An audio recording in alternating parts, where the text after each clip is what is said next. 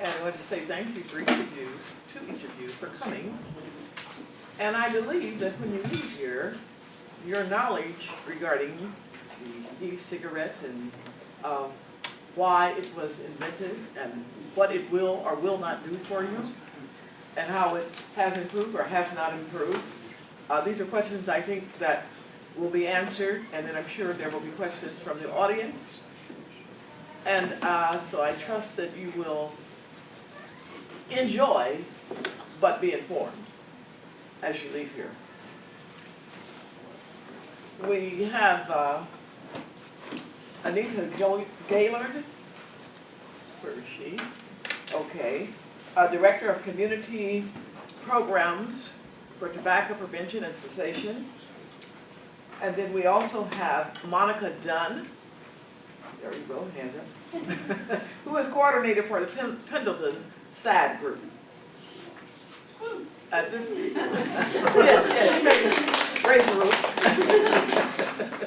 All right, so we're going to ask Ms. Anita Gaylord to present to us, and she's going to do for us about a 15-minute presentation, please. Thank you. Oops. Good evening.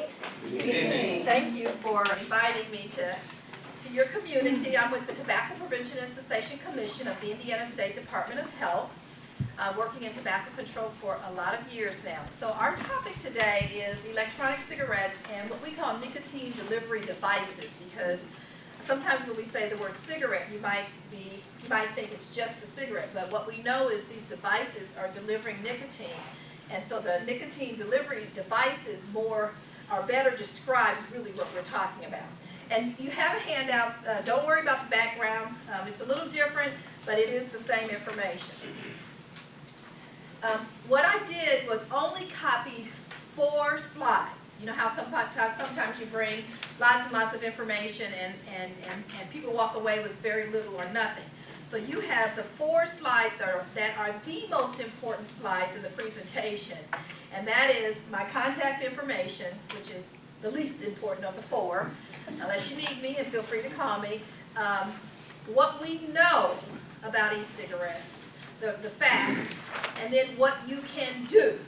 So the point is if you don't get anything out of this, it's important for you to understand a couple, 3 facts, and there's a lot of information, but a couple, 3 facts, and then try to figure out what you as a community can do as a result of the information that I give you. So we're going to describe the e-cig and share a few details about the usage and trends, talk about the lack of regulation. Do not be fooled. You're getting a lot of information about the e-cigarette, the electronic cigarette, and these electronic nicotine delivery devices. But the fact of the matter is they are not regulated. They are not regulated, and there's a lot of unknowns about this product, which is kind of scary. And you're getting that information about it, but it's not factual information from the marketing techniques, so we'll talk a little bit about that. We'll conclude with what we know works and what you can do. So very important stuff. So this is just a little quick history. So how many of you are familiar with the e-cigarette? You know what it looks like? Okay, good. The young people know what it looks like. It takes on a lot of different looks. I think when it first came out, it looked more like, what's her name? The one from the Dalmatian show. Cruella de Vil. Right, kind of that funny looking one that you would notice. But now, the way it's designed, it looks a lot like the traditional cigarette and other things, because you know how we get creative with things.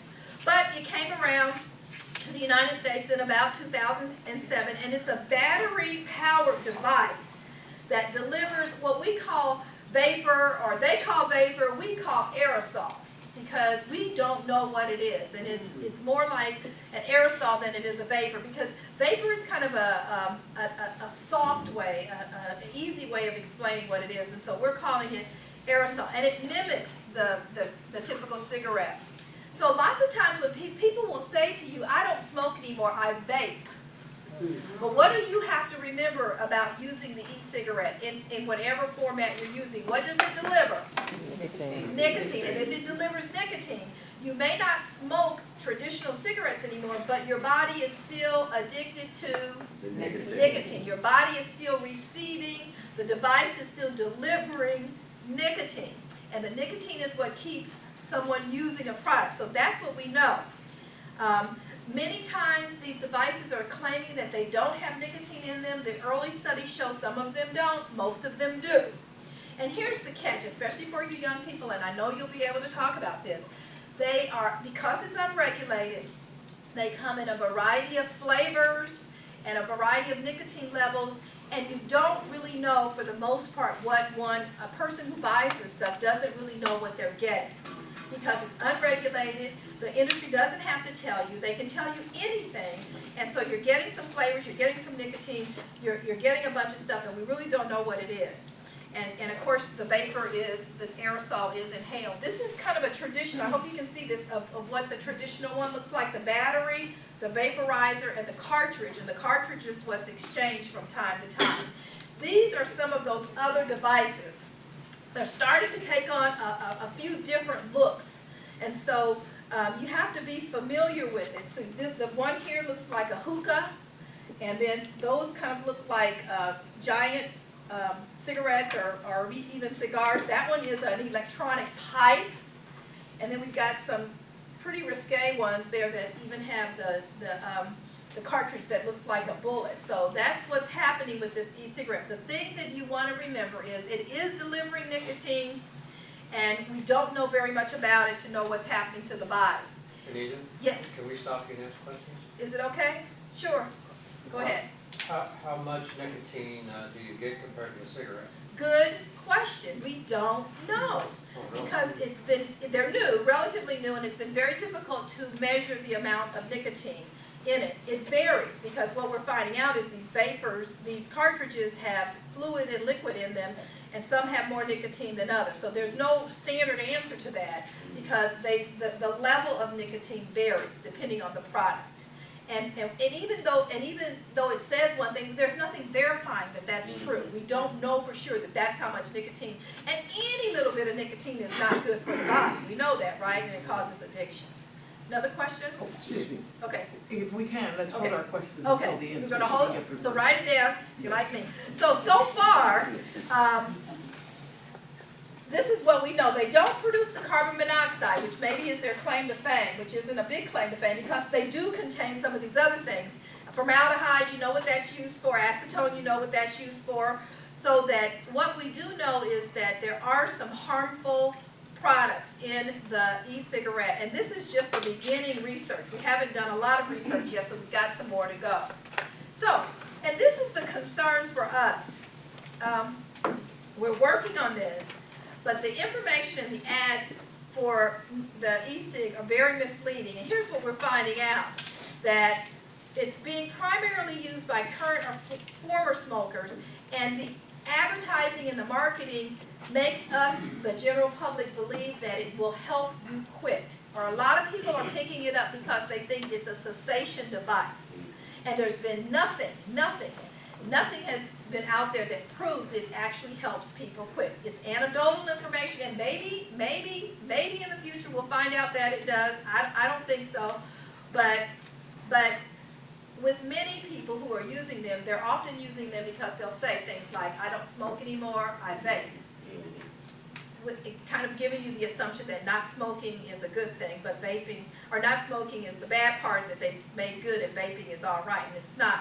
Here's another couple of things that are really disturbing to us, and that is that the marketing and the product and the newness, and maybe it's electronic and it has a USB cord, I'm not sure what, are very appealing to young people.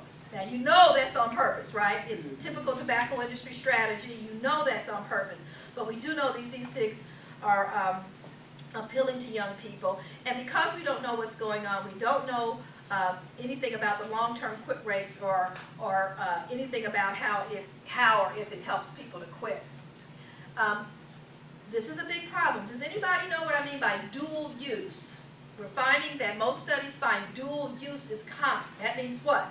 I mean, they smoke cigarettes. They smoke cigarettes and they use e-cigs because let's just take Indiana for instance. There are very few that I know of, a policy that covers e-cigs. So if you can't use your regular tobacco products, then you'll have your e-cig on the side to use when you can't smoke, and then you'll smoke when you can smoke. That's called dual use, and that's what's happening in many cases.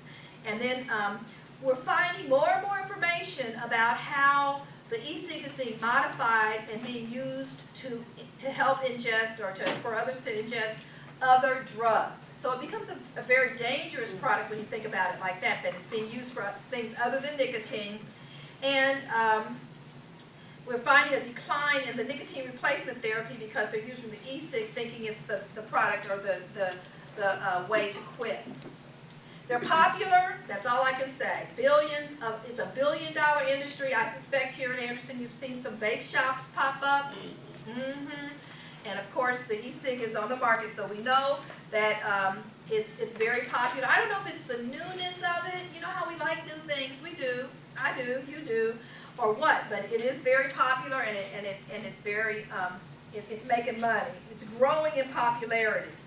So this gives you an idea. Current smokers that ever used an e-cig is pretty high, about 50%, 49.2. Former smoker, which is kind of scary because that means somebody who used to smoke has now picked up the e-cig. And here's a big one, someone who's never smoked. There's even a percentage on never smoked. So overall, there's about a 14.5% usage for the e-cigarette, which is way too many in the state of Indiana. And we're very concerned about young people. You see the numbers with middle school and high school. The dual use is the pink, and the current use is the blue, and the ever used is the yellow. I hope you can see those, so that you get a feel for young people using. Now, these young people don't, thank goodness, but we do know that the tobacco industry is marketing and targeting young people. This is just a quick slide on the history. It started outside of the United States. It came here in '07, and that just gives you an idea of what's going on right now. The the Food and Drug Administration is beginning the steps to regulate the e-cigarette. It hasn't happened yet, but they're proposing regulation, and they've been proposing it since April of 2014, so we'll have to wait and see what happens with that. This is what the FDA has published so far, and it is warning us that there are some health risks associated with the e-cigarette. This is the Food and Drug Administration, so we have to pay attention. And their analysis shows that even though it's advertised as not having nicotine, most of the cartridges did have nicotine. And that some of the things that were emitted from the kind of poof that comes out of the e-cig did have carcinogens in it. So it's kind of, we're finding out more and more information, and it isn't as safe as the advertising would make you believe that it is. This is what we call secondhand aerosol, like secondhand smoke, but this is the aerosol that comes, the particles that come from the e-cigarette. And we are now finding out that there are some known carcinogens in this aerosol. So the thing to learn to do is call it secondhand aerosol, not secondhand vapor, because vapor implies just moisture.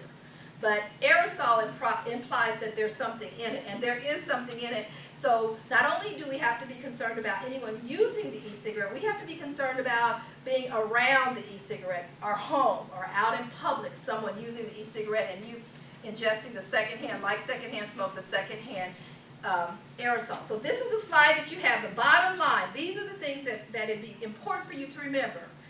The products have not been regulated. They are not regulated. We've been warned about the potential health risks, and we're finding out more information. They are not currently regulated, and the safety or not safety of these products is virtually unknown. We just don't know enough about it. But let me tell you this, we don't know enough about it, but let's think about this. Let me give you a nugget of information. The branded e-cigarettes are all owned by the big tobacco companies. Now let's think about that. One, if they were designed to help one quit, why would the big tobacco companies invest in them? Am I on the right track with that thought? Okay.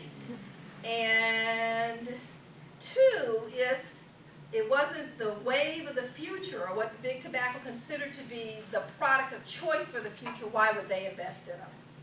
So you have to know those big time branded products, the Mark 10 and some of those other ones that you see are all owned by big tobacco. Big tobacco pays for the marketing, the advertising, they own those products, and we know if they own them, then they're looking for that to be a moneymaker in the future. So let's remember, this is the other slide you have, the bottom line. They haven't been proven as a cessation aid. We know what works, and that's the quit line and the there are cessation medications that have been approved by FDA, and those are the ones that we would recommend. And we know we have to have more research on the safety and efficacy of the products. This is an idea of how they're marketing them.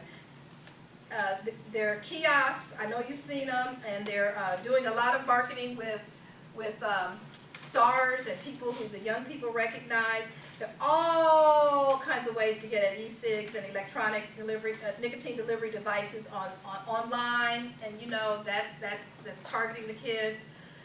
There's all kinds of websites.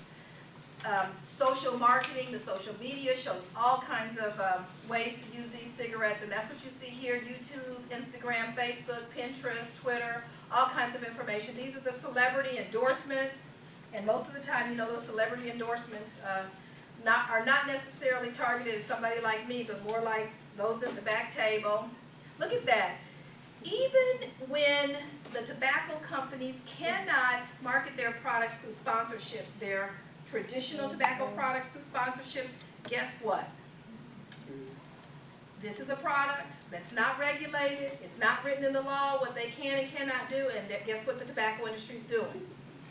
And you have to think about it like this. They're reverting back to those old tobacco advertisements and those old ways of marketing that all of us who have a little age on us are familiar with. So sponsorships are coming back, and I don't know, have you seen TV commercials for the e-cigarette products? Things that we haven't seen in a long time for traditional tobacco products are happening with the e-cigarette. These are some of the ads, and what the e-cigarette marketing is trying to do is circumvent the smoke-free air laws. You can figure that out. So because they're claiming that whatever is emitted from the e-cigarette is not secondhand smoke, and in many cases, right here in the state of Indiana, you can still use the e-cig where you can't use the traditional cigarette. So the marketing is saying, when you can't use this one, then use the e-cig, and that's what it's saying. Smoke indoors, no smelly odor, no tar, no ashes, no flame. And I don't know if all of that's really true because it's not regulated. They can say anything they want to say. These are a couple of ads that are pretty telling about what the e-cigarette industry is doing. This one on your left says, "Welcome back," and what's it show? An old-fashioned soda pop counter. And what it's saying is now you can come into this old-fashioned soda pop counter and smoke and use your e-cig. And this is why quit. This was really blatant. Switch to blue. And I know he looks like Kevin Hart. It's not Kevin Hart, but the resemblance is on purpose. It's on purpose. It's not by chance. So it's saying don't quit, switch to blue, and you'll be able to smoke more places, more public places on the inside. And this is my favorite. I'm sorry, young people. But that's what it's saying about the smoking ban. So what my point is, and I'll get off of that one, my point is that the tobacco industry is very risque, very edgy, very open and unkind, if you ask me, and offensive with the advertising that they're willing to do to market these products. Forums are out there. This is a Vegas conference. Welcome to Vegas, Vape Fest in September. National conferences, and this is actually a vape shop in Indianapolis. And so now I don't know if you can you see that? I don't know if you can see that, but what it reminds you of, what it reminds me of, is kind of an eclectic cafe in downtown Indianapolis that's small and quaint and has the menu written on a chalkboard, and it changes often enough that they don't really print the menu, they just write it on the chalkboard. You come in, you look at the chalkboard, you order what you want, and you have, you know, kind of a real special, unique time. But that's what these vape shops are doing. They're turning this product into something that you can customize. You can make it just for you. You can do like I do when I go to Starbucks, and that is, you know, order something that's just just for me. And that's what they're turning these products into. And it's by design, because that's what we like. You know, we're human, that our nature likes that now. Now, this is the other slide that you have, and that is we have got to, no matter what's going on in our community, what's happening with these e-cigarettes, we've got to remain solid in understanding what works when it comes to tobacco control. And these are the three things that work. Keep this in mind. We have to implement evidence-based cessation programs, and in the United States, it's 1-800-QUIT-NOW. That's the quit line, and that's the logo for the quit line at the bottom. Excuse me, we know quit lines help people to stop using tobacco products, 13 years of age and older, been smoking for a week or 100 years, whatever the case may be. We know these quit lines work, so we know that works.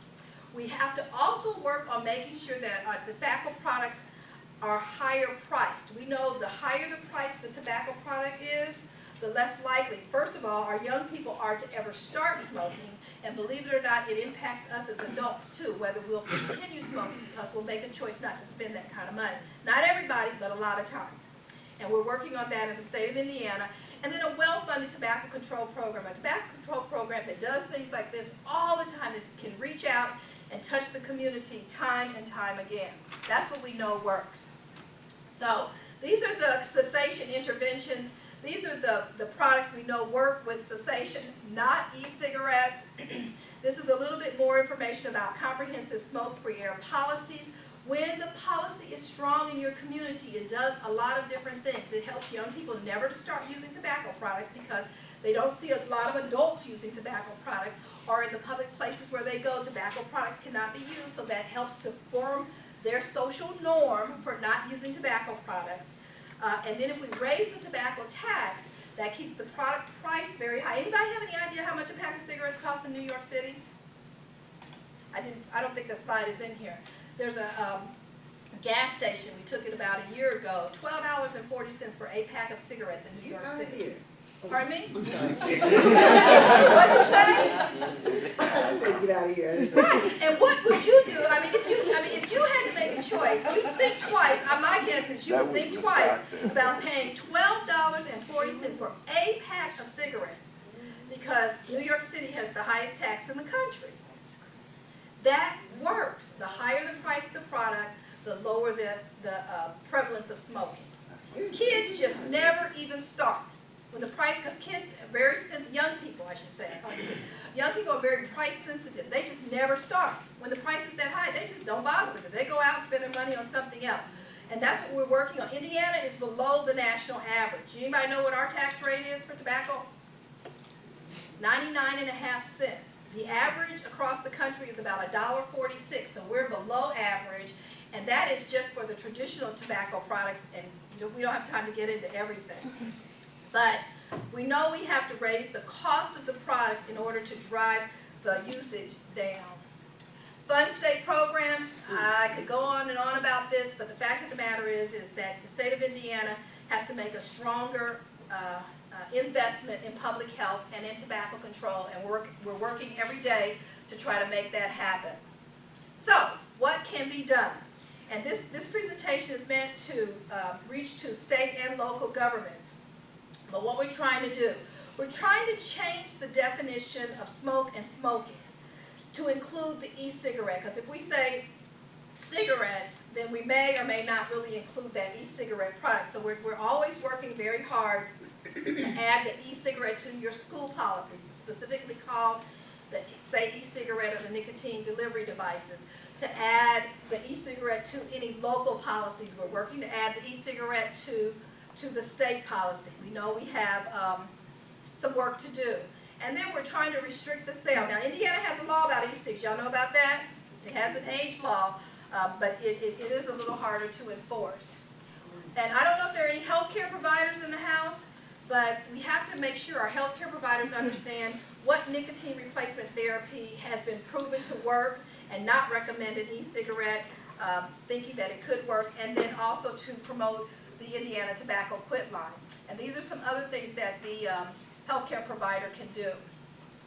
This gives you an idea of how well we're doing with the e-cigarette. Right now, there are only 2 local laws that include the e-cigarette. That would mean you can't use the e-cigarette in any public places. Indianapolis is one, and Hancock County, that's where Greenfield, Indiana is the other one. And then, as I just mentioned, Indiana has a state law that prohibits the sale of e-cigarettes to anyone 18 years of age, younger than 18 years of age. And then we've got some regulation on the display of the product. So we're working on it, but we need your help. There's lots of information available, and Jackie can provide, and others can provide that information for you about the e-cigarette. But don't be duped. That's the last statement that I'll make. Do not be fooled. Do not believe as the truth in every aspect as fact, all the marketing and advertising for these e-cigarettes. We just don't know enough about them yet. We know they don't help you quit. We know they have carcinogens in them. We're getting more information on that. We have no idea of the long-term effects. And we're not going to know that for a while.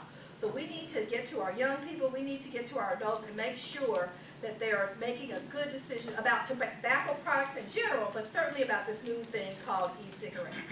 So I hope that you have a nugget of information that you'll take home, a nugget of information that you didn't have, and that you'll make sure that you guard against e-cigarettes, and you'll talk about this product with your friends and family. So do we have time for questions now? After the second Okay, presentation. okay. So we I'll make be sure here, she of gets course, hers and we'll take questions then. in. Right. Thank Thank you very you. much. Thank you. And the presentation was very informative. When I began, I said, you will receive information regarding the pros and the cons. So I think you can draw your own conclusion. But let me introduce Monica Dunn, who is coordinator for the Pendleton SAD group.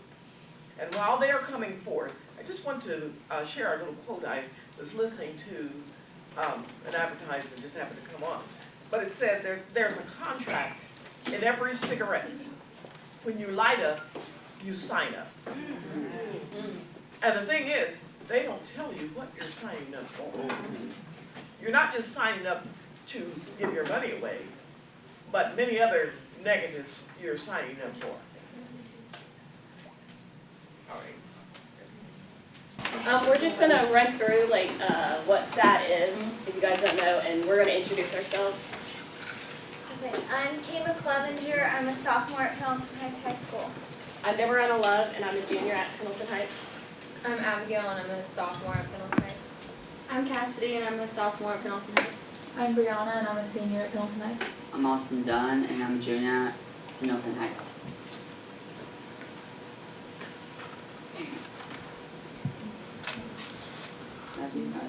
So, SAD stands for Students in Constructive Decisions. Our mission statement is to provide our peers and other teens on great ways to prevent tobacco and drug and alcohol and all bad decisions, basically, ways to prevent doing it. We're committed to empowering our youth to lead this and not have it as like an adult-led program, as a student one. Okay, as of last year, we were the third county in the nation for Madison County out of all the SAD chapters in the nation.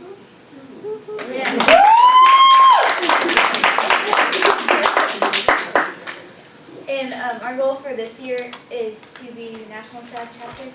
And we have our state SAD celebration held at Hamilton County Fairgrounds. This year's SAD Nationals is held in Nashville, Tennessee. And we are currently working on a traffic safety PSA video.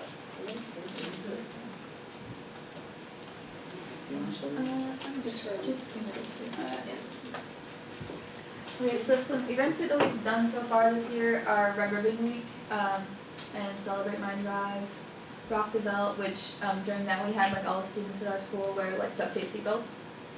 And for Great American Smokeout, we made stickers and we wore them on our sleeves, like nicotine patches. And they had the 1-800-QUIT-NOW number on it.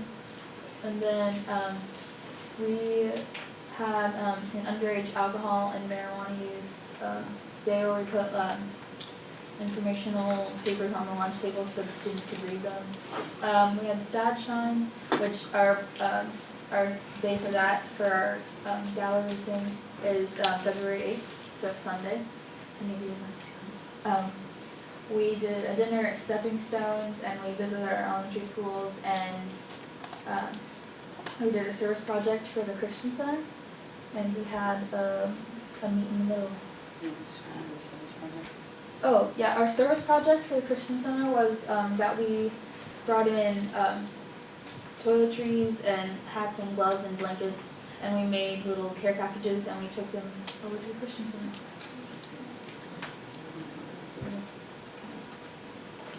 We focus on working with our peers because those are the ones that, like, the people our age are the ones that are going to be the adults of the world in just a few years, and we don't want them making these bad decisions, and we want to, like, change the world into, like, a better place, and it's proven to be really effective.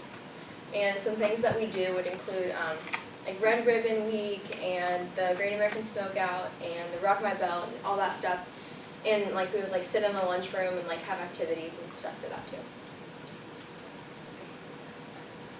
In years past, we just went to elementary schools in our area and just kind of went to a classroom, stayed there for like 45 minutes with a group of 3 or 4 people. But this year we started something new where we take 14 to 18 students and we get the gym and we have stations where we talk about bullying, alcohol, smoking, and traffic safety. And so each grade comes in, but kindergarten, because they don't really understand yet. But yeah, I think this year when we did it, it was a lot more effective. They seemed a lot more excited because usually when you had that shortened time, you can only get through so much and focus on one topic. But now we had, like individual activities and everything, and it was a lot better. At Madison, or at Pendleton Heights, we have 120 members, but I think overall in Madison County we have over 600. And then us 6 are current members on the Madison County Board, and Austin is a part of the state board.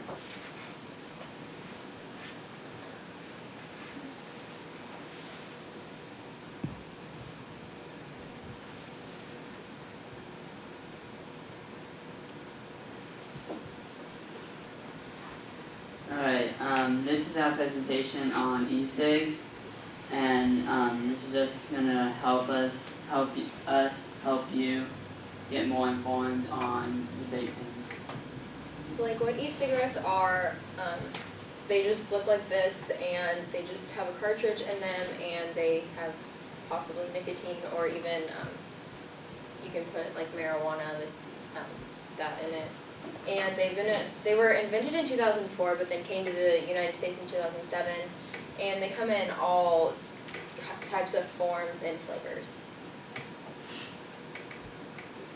Okay, so how they're targeting you, they're usually using celebrities, glamorous people, like people you see every day, sponsoring sports. You saw the race car, and also, cartoon characters, good flavors, for, children to see.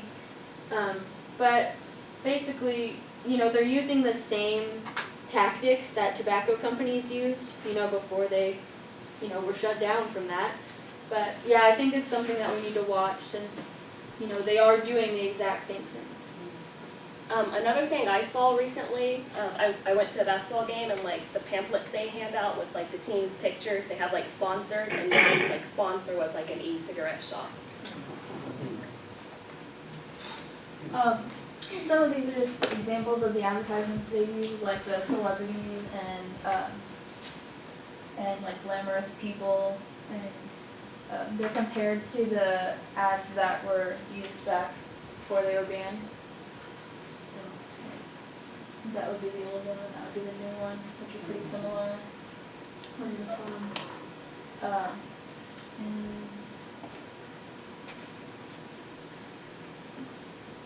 And here we have like the cartoon characters, and the race car. Like there's the old camel and then the new characters that got blue. And this was on the last presentation, but and these are like, which one? That one? No, the one I think should have one. This one? No. You read it, I'll go for it.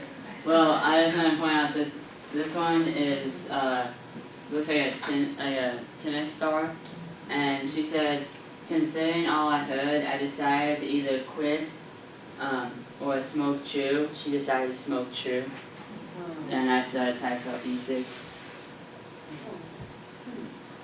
Okay, so what adults should know about e-cigarettes, they look like strange pens or markers, so children can mistake them for markers. And they don't smell like traditional cigarettes, they smell like the flavor that you choose.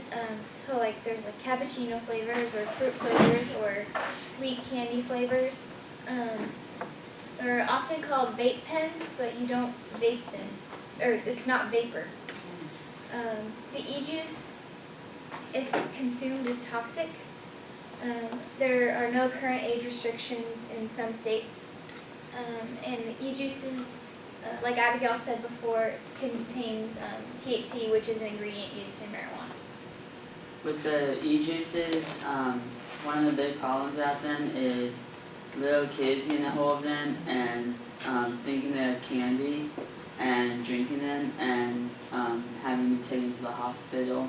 And I think a few cases have been where they died because of it. Well, recently, when we went to the Circle Center Mall for a conference thing, in the bathrooms we saw there were like these little dispensers, and it was just these little like sour drop things that where the bottles looked exactly like the e-juice containers, which is probably where these kids are getting it from. You know, they're identical. Why can't you just, you know, have a little sour drop in your mouth?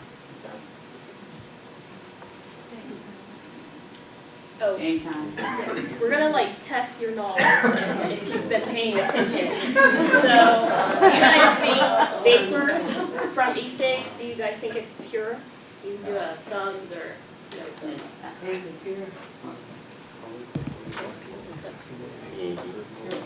So that's a myth.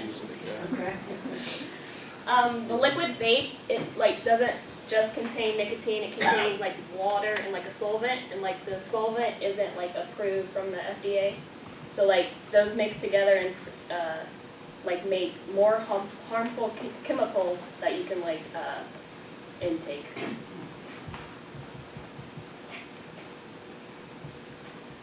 Using e-cigarettes is allowed in some smoke-free places.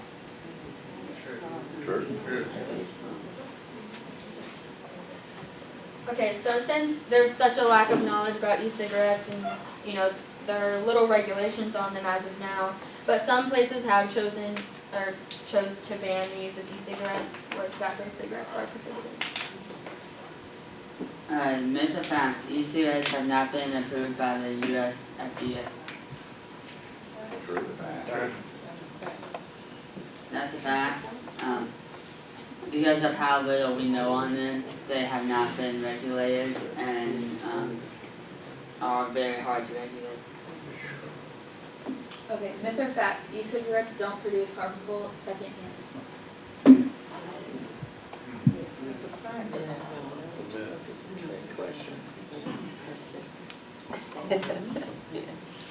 Little is known about the effect of the secondhand exposure. However, we do know that the e-cig smoke contains tiny particles of heavy metals and other substances that can damage the lungs. So it's not secondhand smoke, but it does harm you. They're smoking cessation aids. Yes.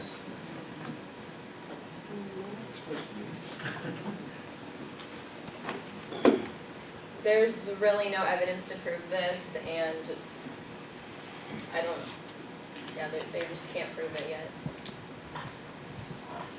Okay.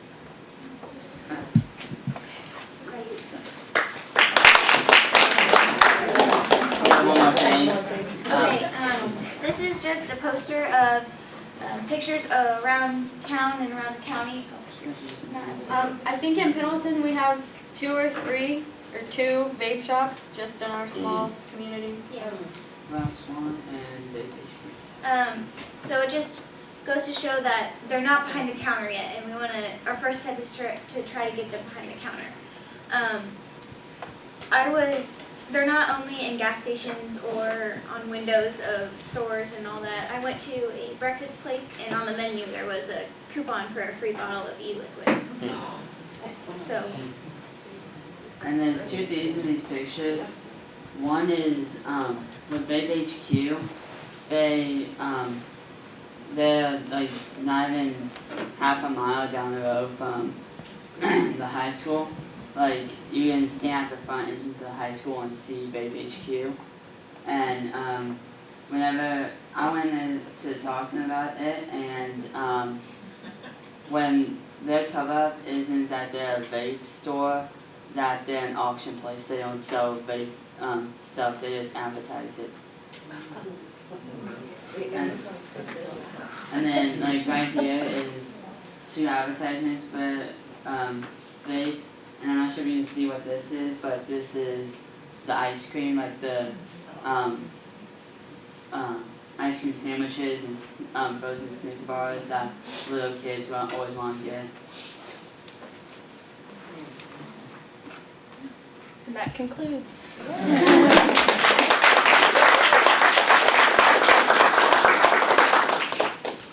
Thank you, and I commend you young people for your willingness to share and for your courage in standing up for what you believe. Because there are so many who don't have the courage, they lack the courage, and even though they may feel the same way you do, they're not willing to acknowledge that. And I firmly believe that our young people are some of our greatest advocates in putting a stop to the e-cigarette, because it actually does a lot of harm, certainly more harm than good. I have a few questions to be filled here. And I will ask the group and Anita Gaylord if they will address these questions. What can we do to push the FDA to start to regulate e-cigarettes? Let me answer that one.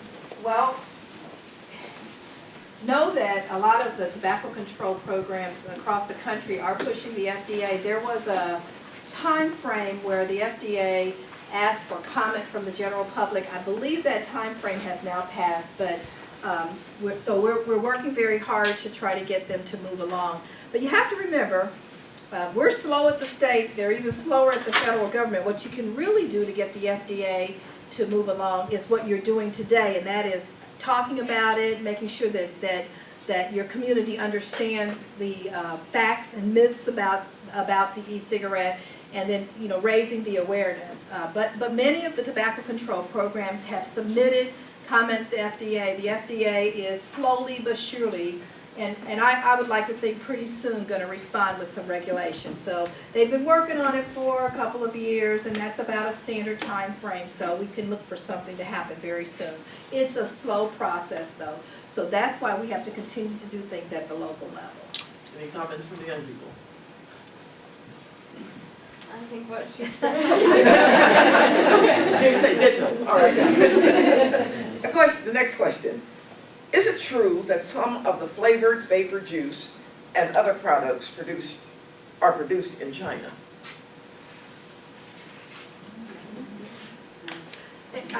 I believe that the evidence of the first e-cigarettes that were produced in China. And I do think some of the production of the vapors come from China. I don't know for sure, but we can look at some of the models. But what I'm hearing is they're coming from foreign countries. They're doing it in the United States, and they're doing it in ma and pop's garages too. So that's what's kind of scary about the whole thing, is it's happening in a lot of different places. and we don't have any clue what's in it. So my understanding is that the product originated or was first invented and came from China, and that many of those products are still being produced in China. You know any more about it? Why are they seeing a rise in child poisoning? Because they look like candy. Yeah, all the flavorings, you know, they have chocolate and, you know, just normal candy flavors that a child would think is okay. And many kids are like thinking it's cooler than cigarettes. And like, I know recently, like last year, like in November, a bunch of kids like in our community, they threw like a vape party, and like it got busted by the police. But that shows like it's getting out there to kids, and they're thinking it's fun and cool. I've heard people say like, you know, why would I smoke, you know, a disgusting cigarette when I could have like, you know, a chocolate flavored, you know, liquid. They can do it in classrooms too, so it's a lot easier to do it than to actually smoke a cigarette, because the teachers don't know anything about the e-cigarettes. Yeah, it seemed as like a cool thing to try to sneak in class and just get, if you can get away with it, or just vaping wide open and the teachers don't know you're doing it. That seemed as cool at our school. Yeah, we were given one of these things that looked like a highlighter, but at the bottom where, you know, like the ink or whatever would go in, out, like you could pop out like this little e-cigarette. I don't even know how it would work, but it was very just like, wow, like you can actually do that, you know, like it's that easy. Tell them where you were when you got that. Oh, we were at a conference. It was for voice, which is just, it's kind of like what we do, but just with tobacco. We stayed at the JW Marriott downtown, and we had a lot of speakers there. They were talking about social media, how we can use it effectively to spread the word about, you know, tobacco prevention.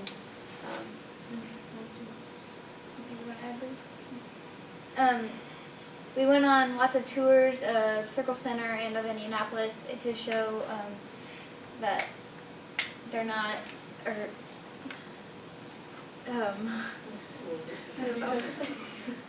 how tobacco companies are everywhere. Yeah.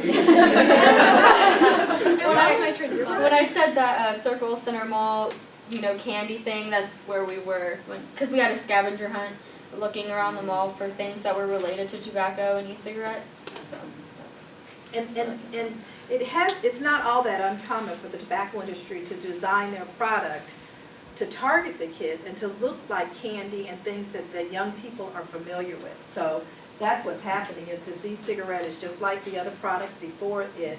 They design it, they package it, they make it look more like candy and make it look more like familiar products to young people so that they'll try it. As an advisor of this group too, that's one of our greatest fears is what Cassidy mentioned, that the teens that never would have smoked a cigarette before are now still getting hooked on tobacco products because this doesn't seem as dangerous, it seems more fun.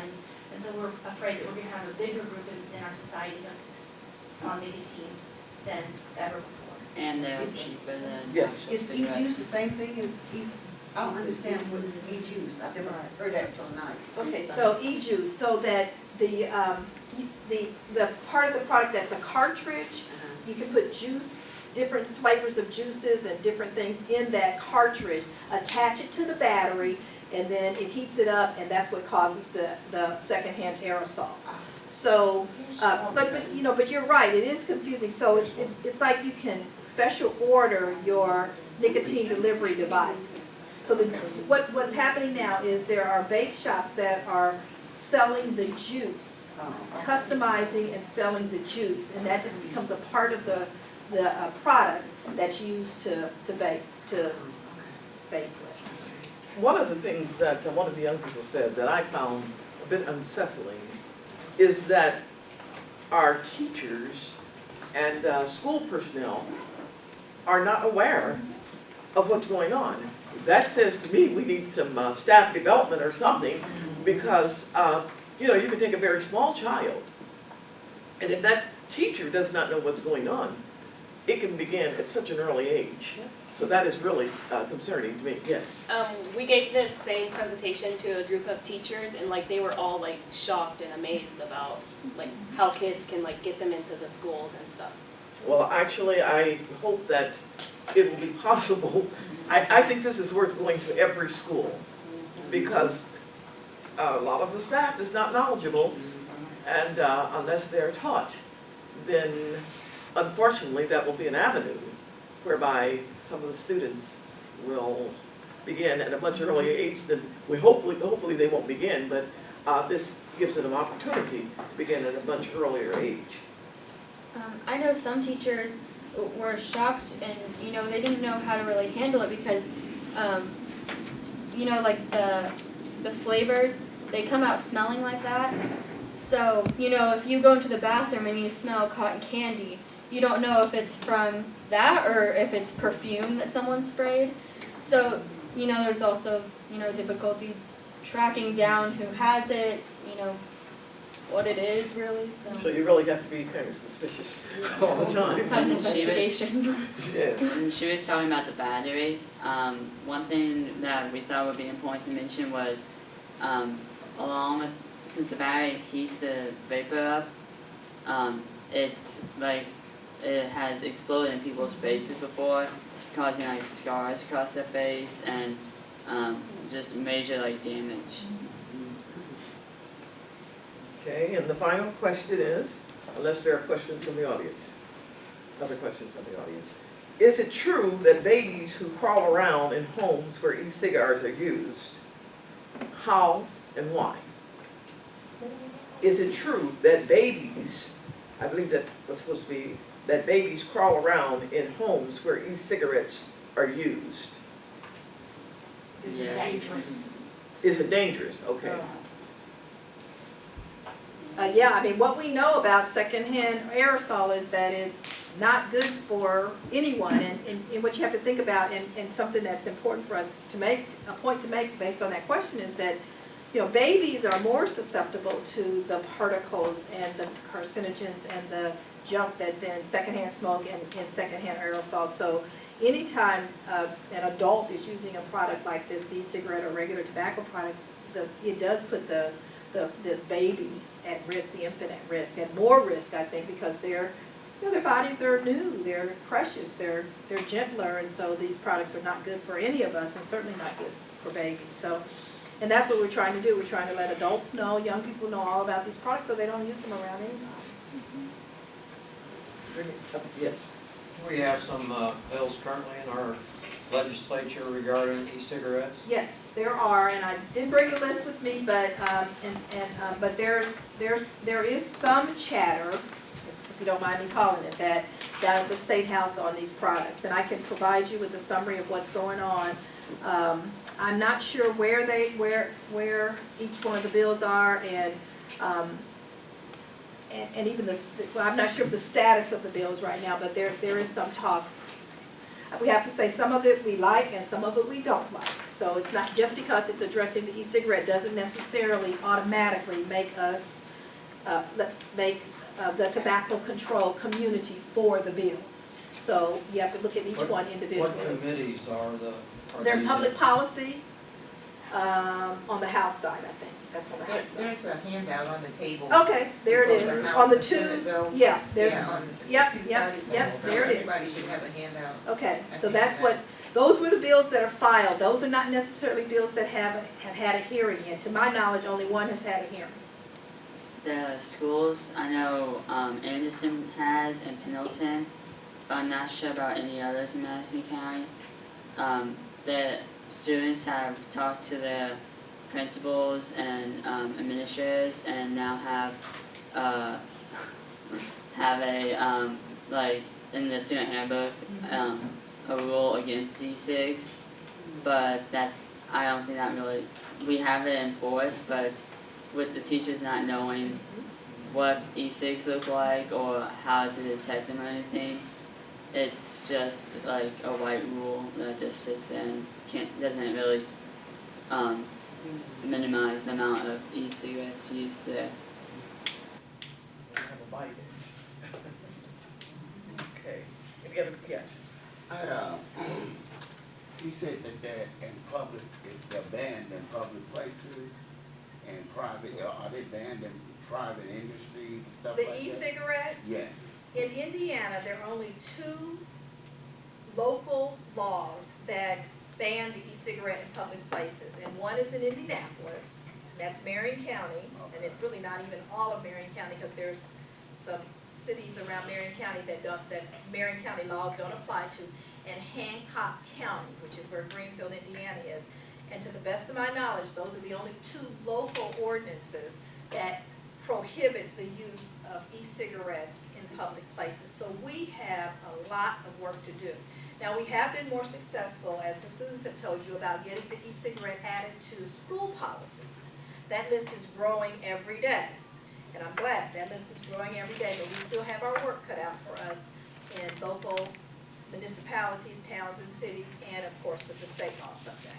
Okay, because I know where I work at the post office. They use it. You can't smoke Oh. on cigarettes. Mm-hmm. They have a designated smoking area, Mm-hmm. but it's a lot of them walk around with them e-cigarettes around their neck. Yep, that's exactly. So the local, well, businesses can write their own policy too. So there's the opportunity for businesses, and there are some, I'm not aware of a lot, but some that include, like the school systems, the e-cig in their policy. But yeah, for the most part, you know, the policies that we worked on are the traditional cigarette, and this e-cig is slipping in there now. And they need to educate the adults, because I know a lot of people think that they help them quit. That's right. I had this conversation today with a guy at the post office, and he actually think they're healthier, and they help him quit smoking. And this is an adult, Yep. you know? But that's what they're marketing, that's what they're telling Yep. people, and unless you get additional information or different information, that's all you're gonna know. That's right, that's right. And it is a typical marketing technique of the tobacco industry to mislead, misinform, and no one's regulating, so they get away with it. And that's gonna be our job, is to make sure that some better information is out there for our people. Yes. I didn't have a question, but I do have a comment. I was with Mecca, and we were going around trying to find some lookalikes so that they would be on display at an event that we had earlier. And I was blown away at how they even had one that looked like a lip gloss. So now if you have a girl that's sitting in a high school classroom, she could actually, and you know, you would never know. The same thing with chew. You know, the pack that's over there on your table. They had gum, and then they had the actual, and I mean, there were so many different things that looked exactly like things that they use on a regular basis every day, that you would never know it was actually an e-cigarette or whatever they're Each using. table has a And look that is not by chance, that's very That's by intentional. design. That is by That's design. by And design. even the picture that you all pointed out, the one is, not only do they have it, but how they display it is an issue too, right near the candy, right near the ice cream, where young people can mistakenly pick one or the other up, or where young people are drawn to, and then those other messages are delivered to them. The tobacco industry is spending a lot of money on product promotion and those power walls and all that stuff, and it's by design. And guess what? It works. It works, and Which- that's why we have to work harder to counter all of that, because it works. Which says not only do our educators need educating, but our parents Yes. and guardians Yep. need educating. Because otherwise, it could just take over from granted. Yes. Anita, wasn't it just this past summer that the candy industry had a joint conference with tobacco industry? It was like a conference where they both were joined together in Indianapolis, I think it was. Yeah. Well, and we have to believe that, you know, they have to be working together. Otherwise, they would not be successful. Are there any other questions? I think Yes. each table has a look-alike on it, doesn't it, Becca? Yes, ma'am. Yeah, each table, so at each table you should see, Yes.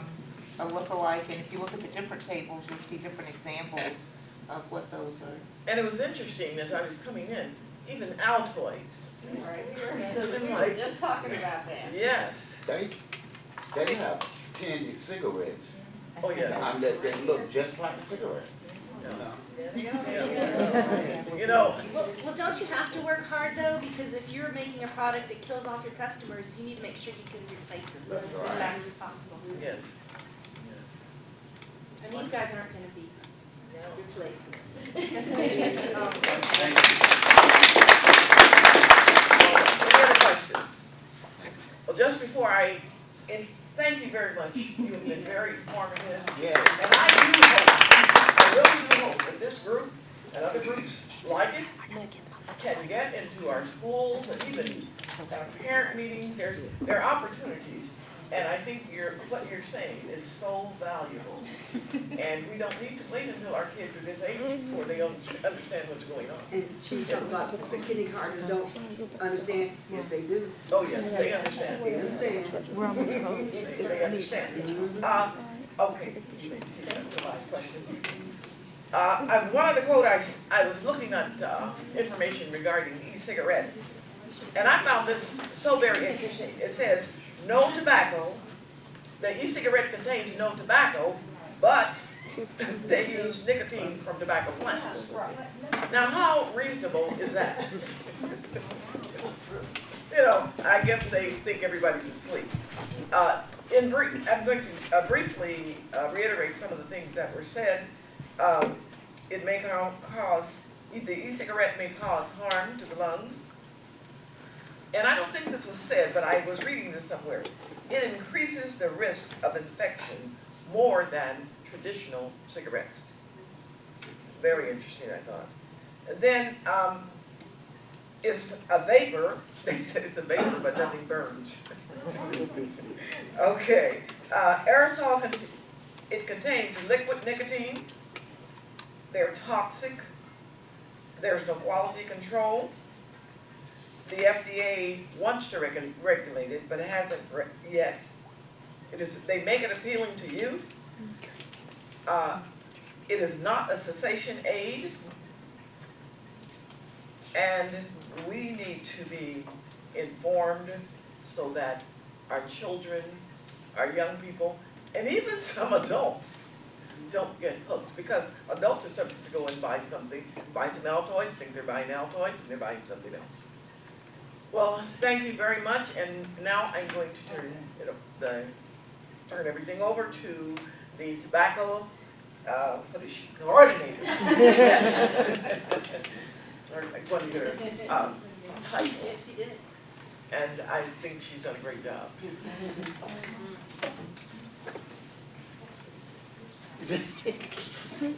Hi, my name is Jackie Washington, and I'm one of the tobacco prevention coordinators here in Madison County. And my name is Mecca Andrews Hill, and I'm also one of the tobacco coordinators here in Madison County. And I would just like to say thank you so much for taking time out of your busy schedule and being here and getting this information. I would also like to thank Anita and, where's my regional director? Brian. For coming all the way up here from Indianapolis, and thank you so much to the Pendleton Sad Children for coming up here. So,